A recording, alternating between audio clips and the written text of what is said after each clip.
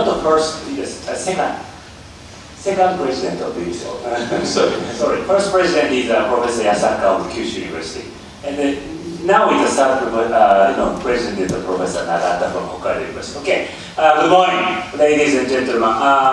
Today I'd like to talk about the CanSat lecture, CanSat educational lecture.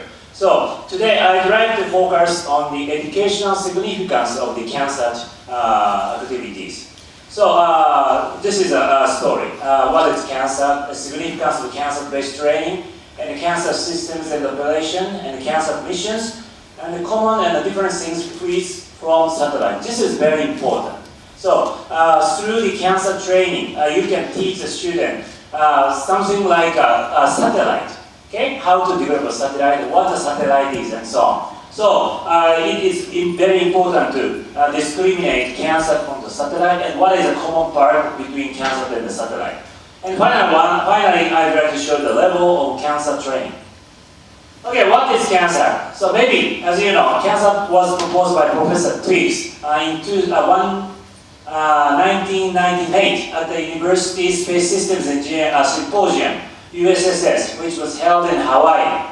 Okay, and at the time, Professor Bob Twiggs is at Stanford University. And I visited his laboratory in 1999 for about several months, 2 or 3 months. And at that time, we created ARIS experiment. And the CanSat is defined as like this. It is initially it is a 350 milliliter can-size small satellite for educational purpose, which is launched into high altitude by rockets, balloons, and or modern aircrafts. And the experiments are performed during descent by parachute, simulating the satellite operations in space. This is a basic definition of CanSat. Initially, Professor Twiggs wanted to do like this. So he proposed that in 98 USSS, and he planned to launch, this kind of the CanSat developed by many universities will be launched all together into the orbiting. And at 1999 USSS, we collaboratively operate this CanSat in space. So this is the initial concept. But it was very difficult to find out the launch opportunity, so we switched to this kind of suborbital experiment. While I was staying at Stanford University in 1999, and Professor Twiggs and I went to Aeropac group, who are operating this kind of rocket in the California region, and where we talked with them, and we asked them to give us launch, and they are very happy. Okay, discussion is just made in maybe 10 minutes. Soon, they agreed that they can provide the rocket to us. And the tremendous thing is that the rocket is very cheap, just $400 US. We can pay just $400 US, and then they can lift the CanSat up to the altitude of 4 kilometers. And the weight is about 1.8 kilogram. Payload is something like that. That is about 3 CanSat, or 1 big CanSat, and so on. Okay, and we decided to have this kind of event every year in Nevada desert. And this is the history of the CanSat experiment in the United States, which is called ARIS, a rocket launch for international student satellites. And in 1999, the first ARIS was held in September 11th, and at the time, University of Tokyo and the Tokyo Institute of Technology participated from Japanese side. And each university used 1 rocket, and they put 3 CanSat, and they left it at 4 kilometer altitude. Since then, as you can see, that more and more universities have been participating, especially from Japan. And we also did it this year in September. And I remember that maybe 13 universities were participating from Japan. Okay, and maybe 1 or 2 from the United States, and 1 or 2 from the foreign country. So it seems that this is just an experiment for Japanese CanSat. So I encourage to introduce more different countries to participate in this CanSat experiment. In Japan, we also started a CanSat experiment, but maybe, Japan is a very small country, and it's very difficult to launch a CanSat up to the altitude of 4 kilometers. So we have been using this kind of the balloon experiment. So we have two types of balloon. One is a human-tended balloon. So it's a thermal balloon. And in the first thermal balloon experiment was held in Itakura and in 2002. And we did a first domestic competition. And after that, we have using this kind of the helium balloon. Okay, maybe you can see we put the helium here, and it can lift the CanSat. And the first, this kind of helium balloon experiment was held in IAC, Fukuoka International Competition in 2006. Okay, and since then we have been doing this kind of domestic competition at the occasion of Noshiro space event. In every August, UNISEC community, UNISEC universities get together to go to the Noshiro to make various types of experiments, such as the hybrid rocket experiment, CanSat competition, or CanSat and rocket collaboration. So such kind of things have been performed every year. So this is a domestic CanSat. And there are many types of the CanSat. As I said before, initially it was just a co-can size CanSat, but like this. But so maybe in this CanSat you can lift 3 CanSat all together using the Alice rocket. But since then we are using this kind of a little larger size of the CanSat, which is called open class. 1 CanSat in 1 rocket. So this is called open class. So now there are 2, very typical type of the CanSat, but it is not restricted like this. So you can choose any type of the CanSat, but the restriction is coming from how to lift your CanSat up to the altitude. Okay, it to decide the size and weight of the CanSat. Okay, so let me show you the CanSat-based training, significance of the CanSat-based training. So it goes without saying that this kind of practical space engineering gives you the student a lot of good training material of the space education or engineering education like this. And through this process, the student can learn whole the mission cycle, whole the satellite development cycle from mission conceptualization, design, fabrication, ground test, modification, launch and operation. And finally, they should write some paper or report. So until then, the student can learn whole the cycle of space project.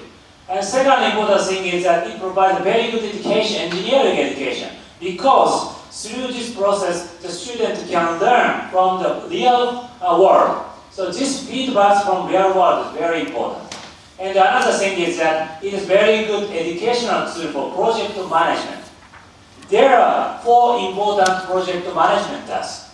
What is that? 4 important project management. They are here. Okay. One is maybe the time. You should make it until the deadline. The second is the financial side. That you should make the satellite within the certain budget. And the third one is human resource. Okay, allocation. And what is the fourth one?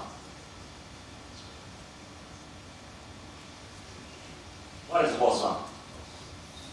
How is the what? Risk, yes, exactly. Risk. So they should, risk is also managed. Okay? So in this way, the CanSat provides very good education to the student as to this kind of things.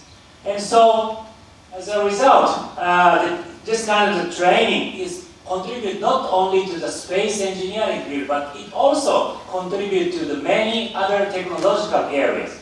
That is the significance. And what is the special significance for the CanSat? So, as Karibu-san said before, it is very short period required for one whole project. It just maybe 5 or 6 months will be required, or sometimes it just require 1 or 2 months. And that means it is very good starting point for the education. And it is very low cost, low life cycle cost for one project. It is CanSat development cost requires something like 200 to 1,000 bags for one team, and helium balloon test require only the 150 US dollars. So using the helium balloon, you can do this test many times.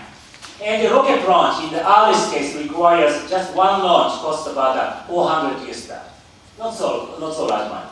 And the small but still can be a satellite. You can put all the functions, bus function and mission function into the CanSat. So this is very important. And CanSat can be retrieved after experiment. This is also another very important thing. For the satellite case, if something happens, but if we cannot get any information from the satellite, we don't know what happens. That means we cannot feedback from the result. But in the CanSat case, you can retrieve the CanSat after the experiment and analyze what was wrong. So this is also a very important thing. And the final one is that it gives some possibility of sponsorship from juice or cola company. This really happens in 2000. So at the time, the cola company which produces red cola gives us some money. Okay, travel expense, travel money for the student, and also the very brand new can, okay, which has never include liquor and liquid inside. So at the time, all the CanSat produced by Japanese universities were red. Okay, and so something that kind of happens. So this is also a very important thing. Okay, and also still we made a lot of failures. This is because technology is improved, but student who are involved in the CanSat is just a novice. Okay, so that's why we still have a lot of failures. Maybe I guess about 50% failures of that. And okay, so in this case, at the shock of the parachute opening, okay, maybe you can understand, the CanSat is released from the rocket with very high speed. And when the parachute is open, it can pull back. And so at the time, maybe the parachute part and the body part will be separated. Okay? And so this kind of the failure occurs many times. But I think the failure is very good training, still a very good training for the student. And the failure should be experienced many times and fully analyze why project size is small. This is very important. For example, the student who have never experienced this kind of failure goes into the actual space development company or national organization. And he was involved in a certain big project such as a big satellite project costing $400 million and so on. And he made a mistake and the satellite fails because of his mistake. And he said, oh, I made a mistake, but I could learn a lot from this failure. Does it work?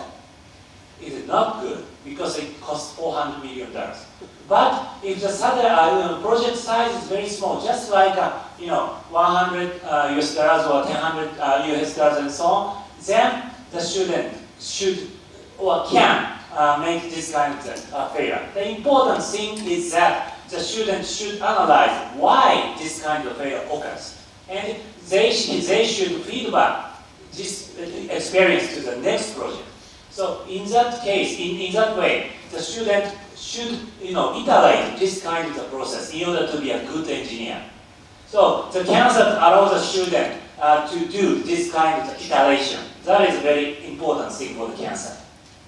Okay, now I'd like to show you a brief introduction of the CanSat systems and mission. Okay. And so these are the list of the CanSat developed up to now in the Japanese university, not only our university, but also including many other universities. There are many types of the CanSat having developed. Okay, so for example, this CanSat has a GPS receiver, and it can detect its current position, and by communicating cross-link between the two CanSat, then each CanSat knows the other CanSat position very precisely. This is just a differential GPS experiment, which is a precursor experiment for the future formation flying mission in space. So this kind of the precursor experiment toward the future space technology is also a very good training themes of the CanSat experiment. Okay, and so at the earliest case, so the launcher side, rocket side provided us with this kind of carrier. And the students are putting the CanSat inside of it, and it is put into the rocket, and finally the nose cone is put, and it is set at the launcher and finally launched. And so every time the student make a countdown, and some launching switch is made by the student. Okay, and so the rocket will be launched up to the about 4 km altitude, and the nose cone will be separated, and the carrier appears. And from this carrier, CanSat will be deployed. And initially it goes down without parachute, ballistic flight, and then after opening the parachute, it goes down to the ground for about 15 to 20 minutes. So using this kind of minute, this minutes is almost the same as the one pass when the satellite flies over sub-ground station. Okay, it takes about maybe 10 minutes or 15 minutes. So it's a very similar timing. So through this timing, the student can learn a lot of experiments, just like making a satellite. So this is another very important thing.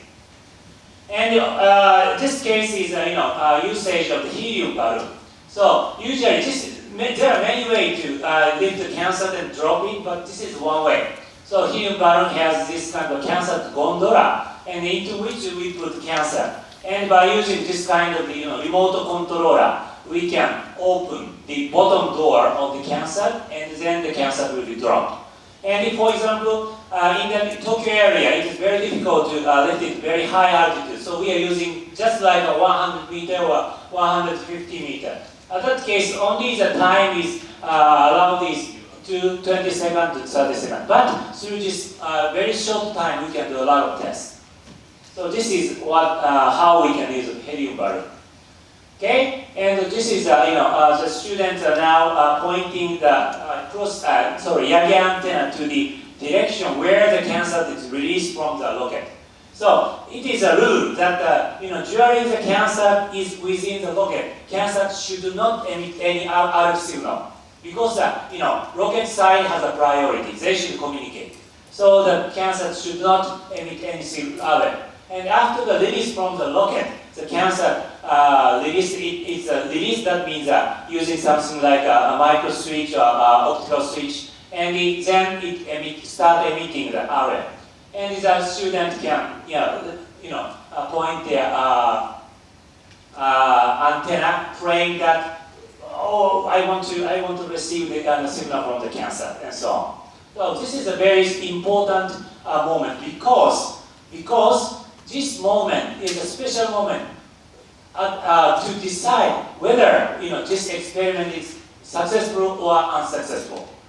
Okay, if the student cannot get any signal, then the student cannot do anything because the satellite CanSat is already gone into the space. So this is a very typical thing for the satellite.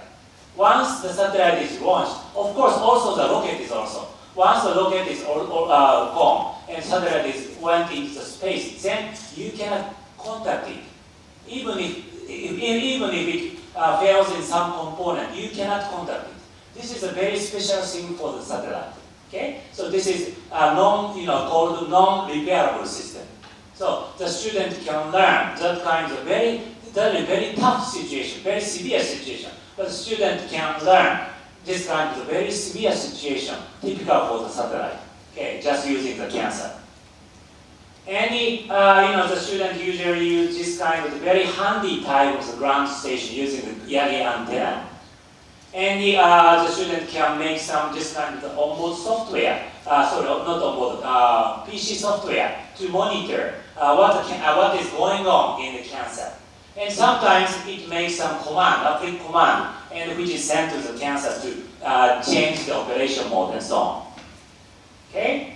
And as I said before, the very important thing is non-repairable system. A satellite, even a CanSat, cannot be contacted until the end of its mission once it is loaded on a rocket or balloon.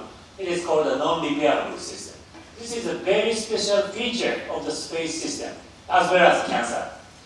And sometimes it should survive in space for more than 10 years. It is a satellite case. Sometimes it should survive in space for more than 10 years without human interactions. So the students should learn this kind of the severeness of space project.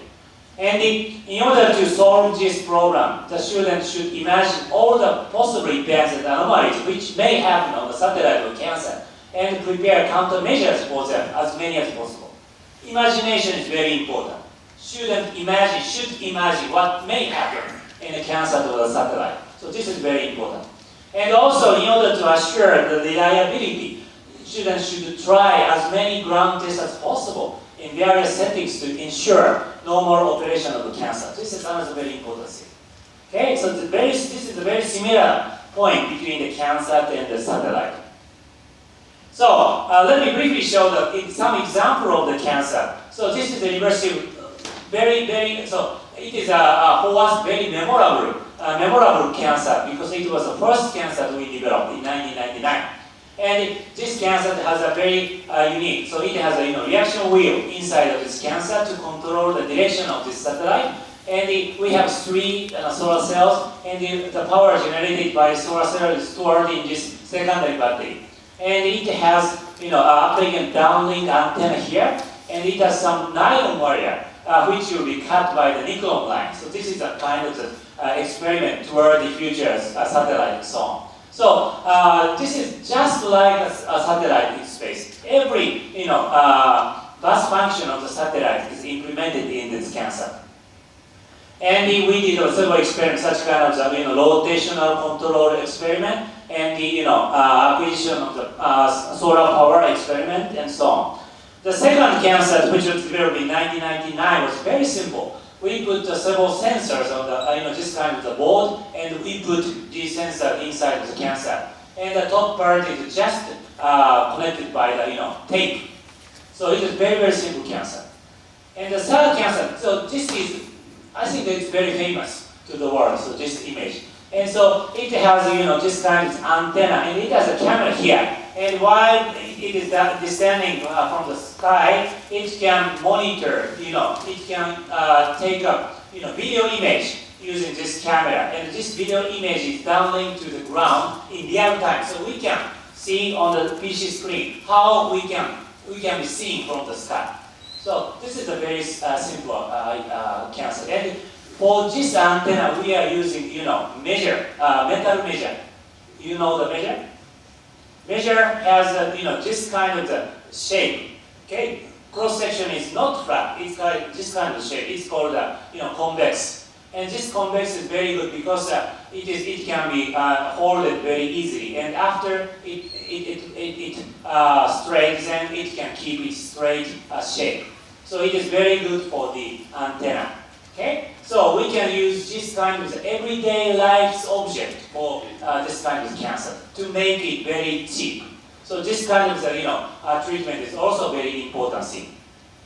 Okay, so as I said before, this this CanSat was developed in 2000. It has a differential GPS experiment like this, and the University of Tokyo provided 2 CanSat, and the Tokyo Institute of Technology provided 1 CanSat, and we have a cross-link between these CanSat to obtain a very precise relative position of the other CanSat, which is called the differential GPS experiment. And also, the CanSat position information obtained by GPS is downlinked to the ground. So on the ground, we can understand where the CanSat is in the real-time fashion. So even if the CanSat is flown away, or sometimes it's flown away for about maybe 10 kilometers or 20 kilometers, we can track the CanSat easily using our car. Okay, so this kind of experiment was performed in 2000. And so this CanSat is very unique. So after landing, it recognize its landing and stand up automatically. Okay, and so the student make every effort to find out what kind of leg system, mechanical leg systems, very simple and reliable, and finally they could make a very good CanSat. And when we found the CanSat was stand up like this. I don't know what's the meaning of this CanSat, but it's a student idea. So we did this kind of experiment in 2000.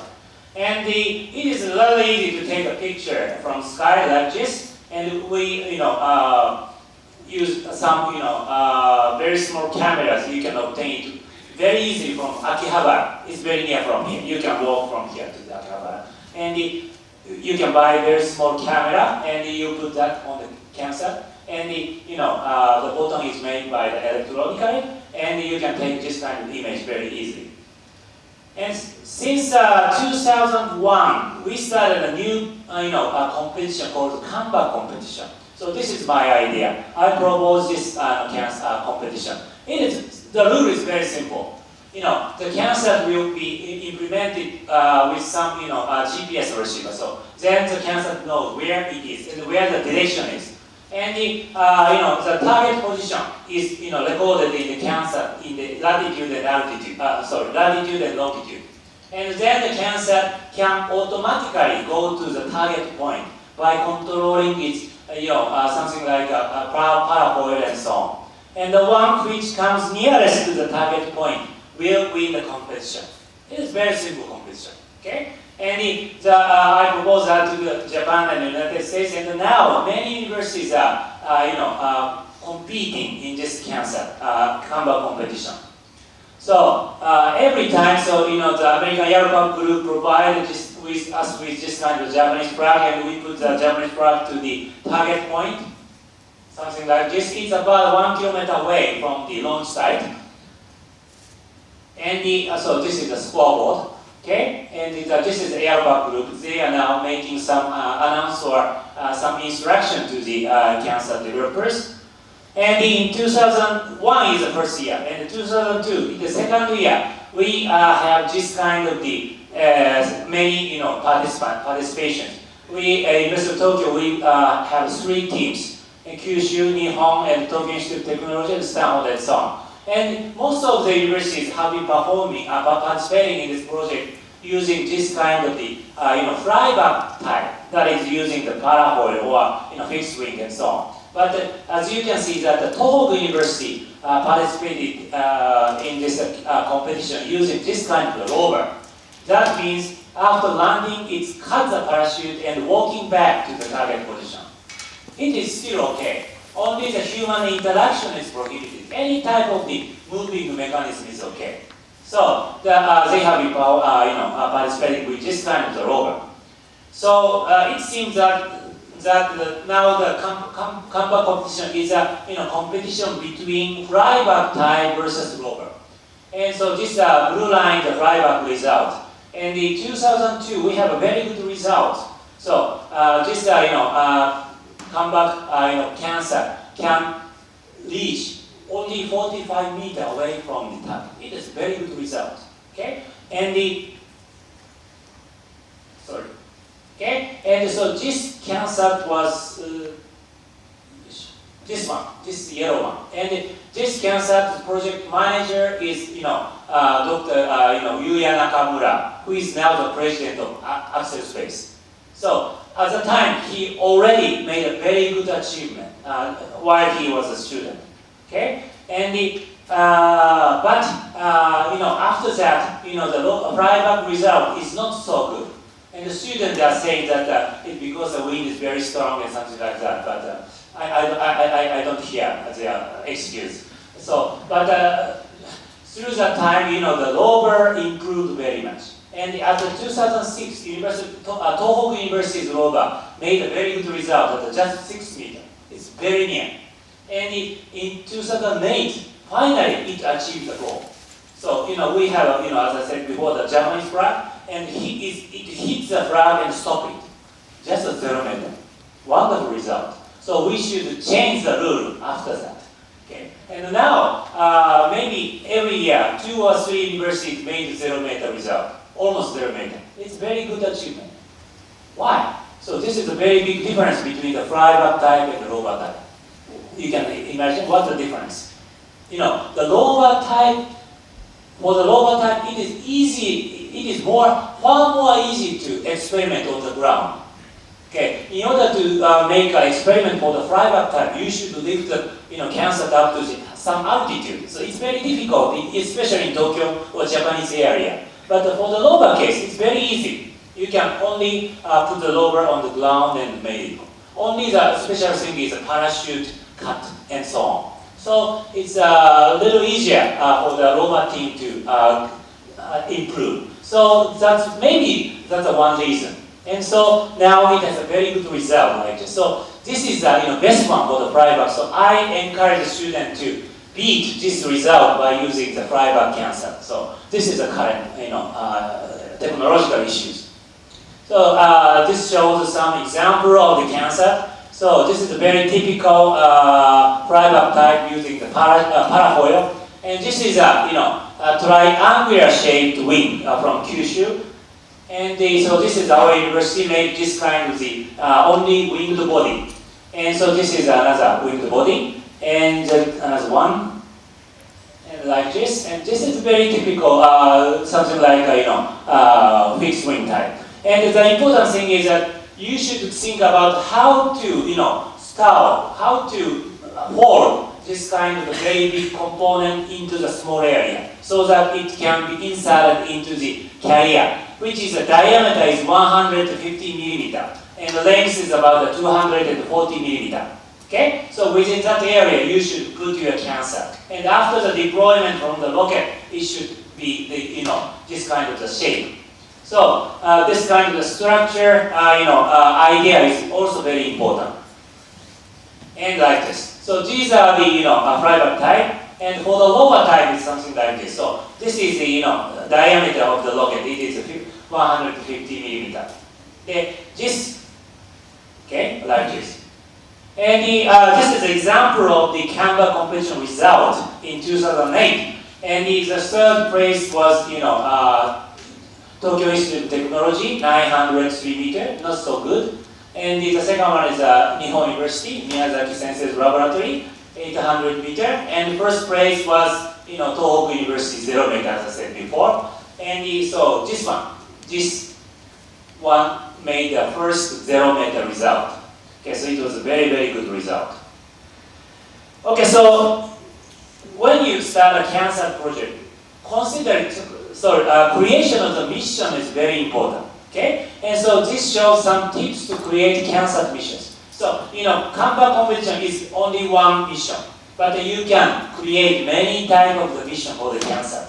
For example, sensoring, and what kind of sensor should be implemented on the CanSat should be decided considering what kind of sensor are available and how easy to implement. The typical sensor is temperature, pressure, GPS accelerometer, sunlight detection, gyro, ultraviolet, sound, infrared, many types of sensor. Okay, and the second one is actuation. Available actuator may include motor, nickel line to cut nylon wire, magnet, utilization, shock of the landing, spring, gravity, and so on. Okay, so you should utilize this many type of the actuation mechanism. Okay, and also the on-off switching, and that can be made by the trigger. That can be triggered by the command uplink or some timer or some event, such as a landing shock and so on.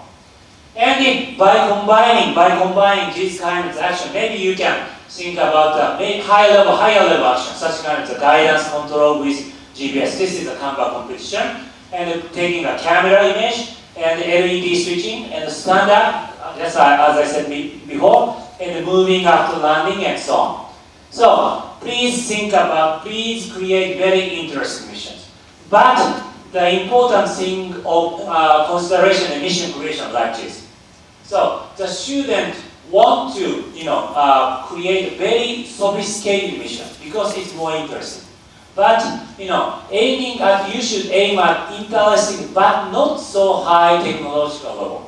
Because usually this kind of CanSat training is performed by only the novice, newcomers to this area. So it's very difficult for them to start with a very sophisticated mission. So if you are a teacher, please encourage them to go into not so high level mission. So that is very important. So the students should finish within the time limit, and considering human resource and expertise. You should consider what you can do in the laboratory facility and available components. Okay, you should not aim at very high level missions. And the most important thing is to make what really works as designed. This is the most important thing. And usually task requires almost twice as long time, sometimes 3 times as long time as expected. Okay, and so you should add schedule margin. And step up from easy level to high level. You should start from a very easy level. And if you have still time, then you should have additional mission. That kind of stepping up from easy level to the higher level is very important. And so the students should consider how to verify their design by test. Such a design which cannot be verified by the previous test is not good. So you should also design how to test the CanSat. So this is also very important thing. Okay, and when you create a mission, so the students should create mission sequence. So this is a very simple mission, okay? And it's something like taking a picture or something like that. So in that case, the student create a mission sequence. For example, set up CanSat and put it in a rocket and turn on switch A. Okay, so this is the kind of the start operation. And the rocket side prepare launch. And the launch preparation requires several times, such kind of 1 hour, and sometimes it requires 3 hours. So this is just like final charging of the satellite, and maybe the launch will be 1 month after the final charge up. So the situation is the same. The time scale is different, but the situation should be the same. And the launch with high acceleration. CanSat may measure something in a rocket and write in memory. So this can also be possible. And the CanSat starts certain operation, such kind of emitting RF signal triggered by some switch at the timing of the release from the rocket. And the downlink mission data as well as write in memory. So all the data should be written in the memory. But some data can be downlinked to the ground. And you can see what happened in the satellite in real-time fashion. And sometimes the student can apply command, okay? And may tell CanSat to do something. And the landing may trigger also another actions. So the students should make this kind of the sequence, mission sequence. This is very important. And using this kind of mission sequence, student can estimate how much power will be required for the CanSat. So this kind of thing, power analysis is very important. So maybe this is a different component, and at some timing it goes on, and maybe CPU start at the switch on. By the switch on, it consumes 0.5 watt and so on, like this. And by summing up all the required power, can select how much you need, how much power is required for the total mission, and which select the battery size. So this kind of the power analysis is very important, and so it gives the student a certain kind of the power management to be used for the satellite. Okay, so as I said before, the CanSat and the satellite has something in common, but something is different. So when you teach a student, you should discriminate what is the common things and the different things. So this is also very important. Many things in common, but something is different. Okay? And for the first space environment where the CanSat or satellite behaves, so it's a little different. So the satellite case, we should consider the vacuum, radiation, thermal, launch, and the distance environment. So distance means communication distance. It's something like 1,000, 2,000 kilometers away. But for the CanSat case, the situation is very different. Maybe you should only consider about the launch environment, that is vibration and shock. So if you use, not the balloon case, if we use Alice rocket case, it gives a CanSat very strong vibration, something like a 25 GRMS. It's very strong vibration. Also it gives shock because it relieves from the carrier with a very high speed. Okay? And when the parachute opens, it gives a lot of shock to the CanSat. Okay? So the student should care this kind of the launch environment. But other thing you don't care much, and you don't have to care much. And for the distance, maybe the CanSat should communicate over maybe 10 kilometers away, something like that, not 1,000 kilometers. So the situation, this kind of environment is a little different. And so for the satellite case, you should make many type of the space environment test, vibration table, thermal burst, thermal vacuum chamber, and many other type of this kind of test. But for the CanSat case, you should only do vibration table test. So this is very important test. And how about the system? The CanSat system is almost, mimic the satellite system. So for the satellite case, we need a C&DH system, including OBC and some memory, and also we need a sensor, actuator, and mission subsystems and communication system. So these are the satellite systems. And also the satellite needs a power system, a solar cell battery, and a thermal control system, and the structure and mechanism system. These are the satellite case. And how about the CanSat? Maybe for the CanSat, maybe there is no thermal system will be required. And also for the power system, solar cell will not be required because mission time is very short time, maybe several seconds or sometimes several hours, not several months or several years. So maybe only this kind of thing is changed. But almost, the system is the same. So this is another very important thing.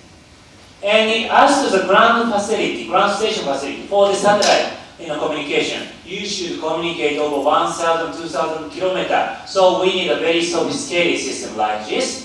And we need some very big, sometimes very big dish antenna like this. But for the CanSat case, you should only use this kind. You should only have to use this kind of very small antenna, handy antenna. So this is another very simple thing for the CanSat.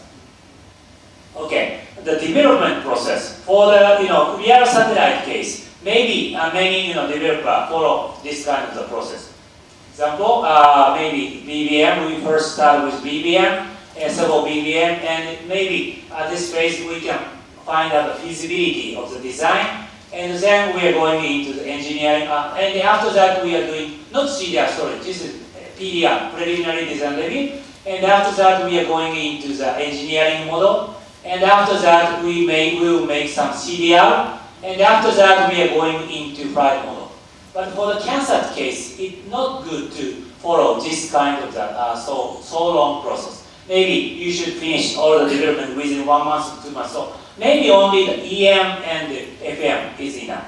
And some part of the EM, some part used in the EM can be transferred into the FM. Okay? So that kind of the simple process is adequate for the CanSat.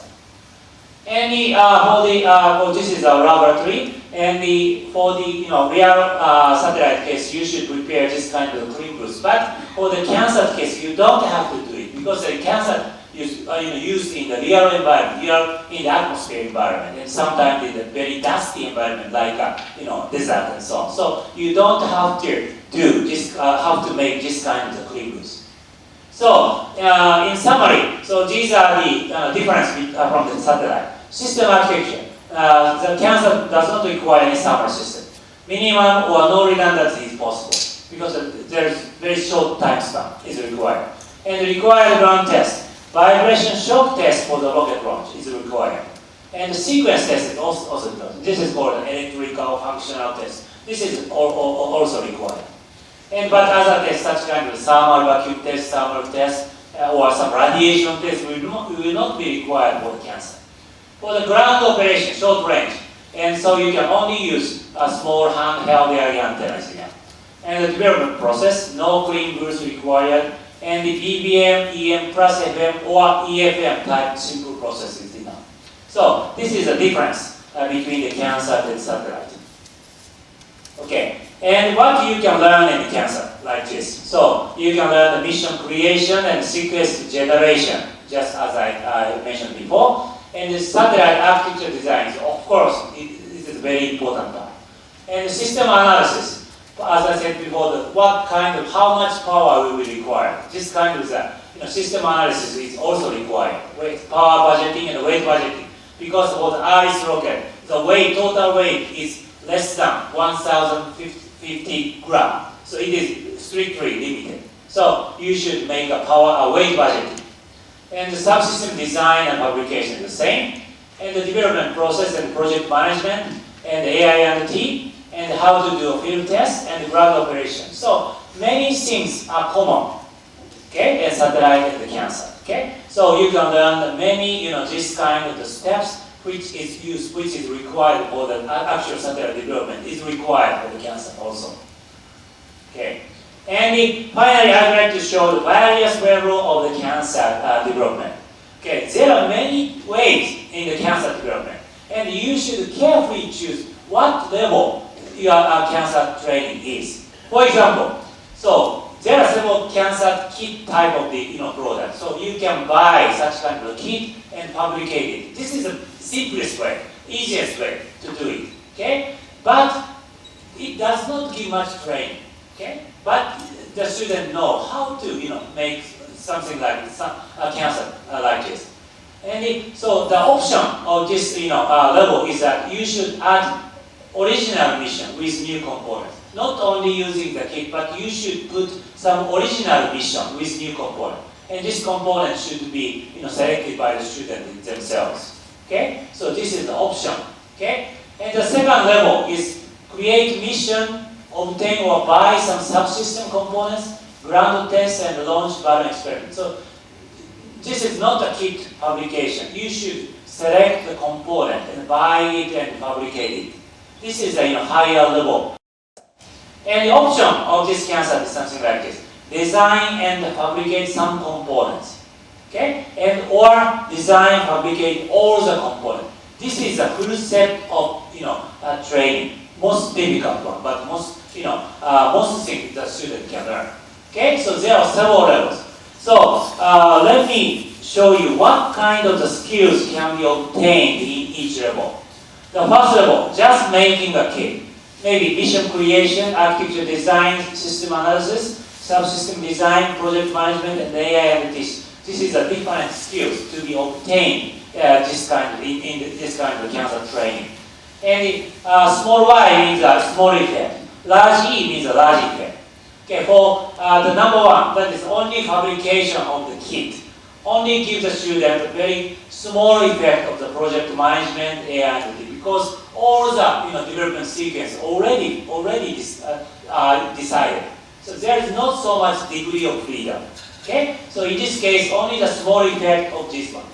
Okay, and if the student make additional component for the mission, then the student can learn some mission creation, architecture design, system analysis, and project management. And AI and T will give the student more effect, more large effect like this.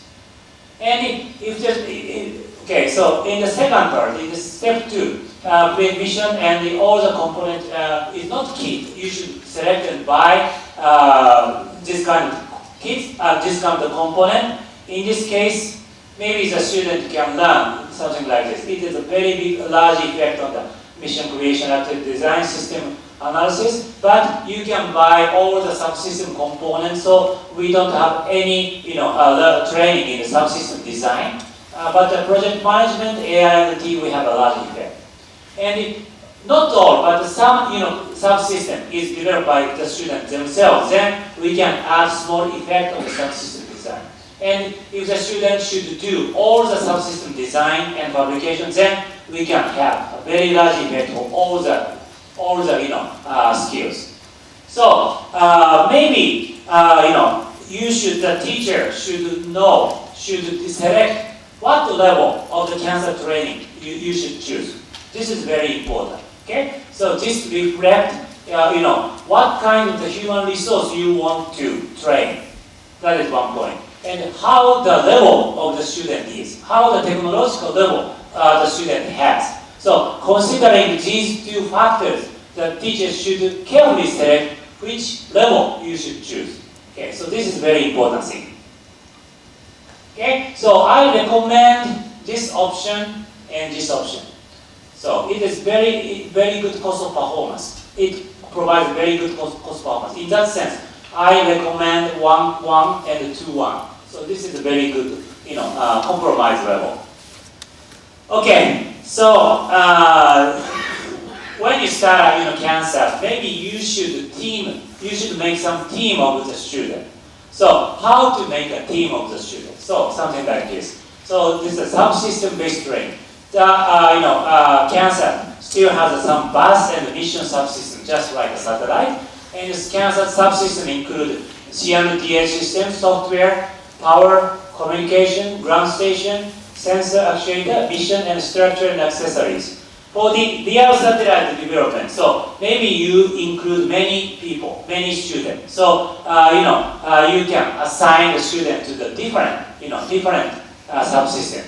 But for the CanSat case, maybe usually not so many students are going into one team. So maybe about 5 or 6 or something like that. In that case, you should combine different subsystems into one team. So this is like one example of the teaming like this. So C&DH and software and power system, it is to be combined into one team. And the communication and the ground station is to be combined into one team. Sensor, actuator, and vision are combined into one team, something like this. So you should combine several different subsystems into one team. So you should also carefully design this kind of a team. Not only subsystem-based team, but also something like administrative role-based teaming is another important thing. For example, you should select project manager. So this should be performed by the student, not the teacher. You should assign some very competent or elder student as a project manager. So project management gives the student a lot of training. So it should be done by the student. Okay? And the sub-manager. And the budget management. Someone should calculate how much money we should already use and so on. And budget management. And parts, component search and purchase. Okay? And the documentation and data control. So you should make some web, and all the team member can access the web and to see the current status and so on. That kind of the data management should be done by a sub-person. And the outer relationship with promotion is also very important because you should search for some funding or search for some help from outside, and also you should deal with some regulatory issues and so on. So you should assign some student to this position. Okay? So in this way, maybe you should assign the student to the different this kind of administrative role. So this also gives the student another type of the training. Okay? So, and finally, so I want to say that CanSat is the best first step towards space, because in Japan, as I said before, currently about 20 satellites have been launched into space, and so there are only the 17, and after that we have 3, but this is the 17 until the last year's May, and among these 70 satellites, so these satellites are developed by the universities which have participated in CanSat.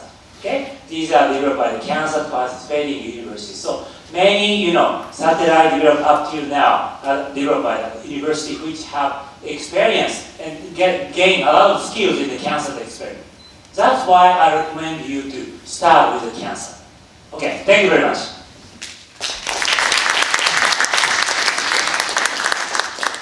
Thank you, Professor Nakasuka. And I think we can have 1 or 2 questions from the floor. Yes? Dr. Sultan, please. Here. Regarding the project director, you said the project director, project manager. Project manager. Yes. What's his more qualification? He should be older. I think there is other also standard or element. So you mean what qualifies the project manager? Yes. It's not should be the older person or other also. He should be one of the having some important task in the. Yes. Yeah. Okay. So project manager should have experience, formal experience of the CanSat development. Okay. In a laboratory's case, the student comes into the this kind of CanSat experiment initially at the low level, subsystem development or something like that. And after experience the CanSat, then he can be a CanSat project manager. So the student who already have the experience or skills in the CanSat development should make a project manager. Okay. So So that means the students should carry out this CanSat experiment at least twice. It's better because in the first CanSat maybe they made many mistakes, okay, and they should feedback that mistakes toward the next CanSat. So in that sense, I recommend you to do the two times for each person student. So that is very effective. Okay. Yes, another question over there. Thank you very much for a nice lecture, Professor Nakasuka. I would like to ask about about the risk management. Didn't maybe mention much about that, but if we have, for example, okay, we can select or we assume that we can assign a project manager with some experience. But if we have a team of not much experienced people or students, then maybe you also said that they should imagine the things that can go wrong throughout the project, but it's a whole life cycle of time, money, also human resources, like many aspects of managing many aspects. So up to what extent we should give tips and how should we guide them to in terms of risk management? So you only focus on the risk management? No, yes, that was the missing link for me. Yes, okay. So you mean the teacher's task? You asking about the teacher's task? Well, how should we guide or how should we take risk management? Okay. As a teacher side, right? Yes. Okay. Yes. Okay. So that's very important. And so the teacher consult the student. Okay. For example, the student has some questions or some program, and they should consult the teachers. But teachers should not do many things. Okay. Only give them some hint. Okay. And make them consider by themselves. That's very important. But the teacher should have some experience of CanSat and skills. Okay. For the obtained from the former CanSat project and so on. But the teacher should not do many things. Okay, only the consultation, only the giving them some advice, and make them consider by themselves. For the risk management case, one example is something like this. Okay, so both students should prepare some repair or backup parts. Okay, backup parts for each component. Okay, that kind of thing should be taught by the teachers. So you should prepare something, and you should prepare something. Or the teachers should ask them, you consider about this? Something like this. You consider about this? Okay? As far as the teacher knows. That kind of giving them hints, okay, making them consider by themselves. So that is very important. So that is the teacher's role. So the teacher should not do many things. Then the student, give up thinking by themselves. They should think by themselves. That's very important. Okay? And even if students make a wrong direction, even if the students are going toward the wrong direction, and the teacher knows they are going into the wrong direction, sometimes the teacher should let them do. Okay? And after they make some failures, the student knows much better than instructed by the teacher. Okay? That kind of thing also the teacher should do. Okay? If it is recoverable failure. Okay? So teacher should be very strategic in that sense. Okay? So you understand?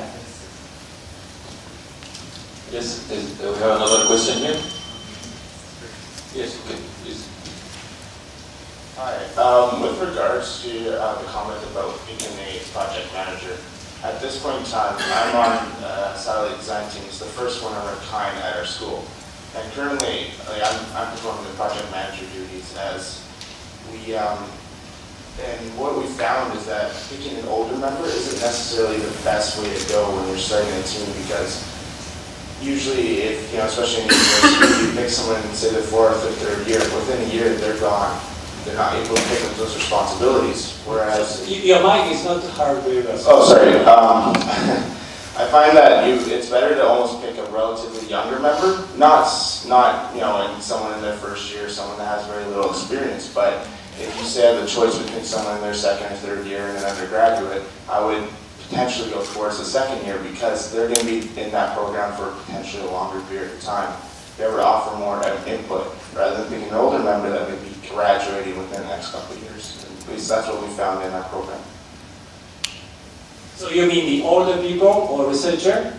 Yeah, so we use generally the older members of our team as more for their intellect and providing more on the technical side, whereas we start with a younger member as the project manager. That way they can develop a longer period of time.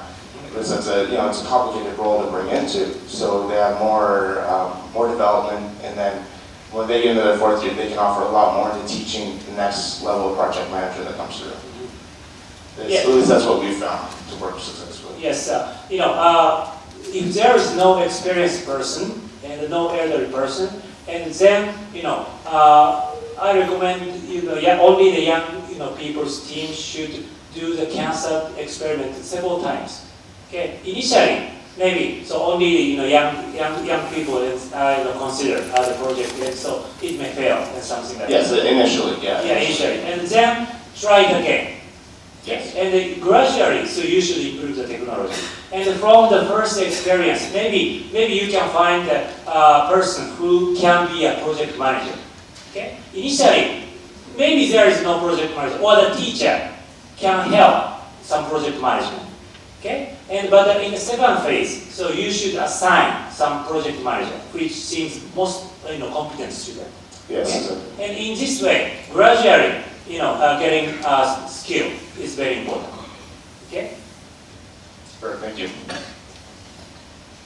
Is there any other question? I think we need to move to the next presentation. So we would like to thank again Professor Nakasuka. So please thank with me Professor Nakasuka.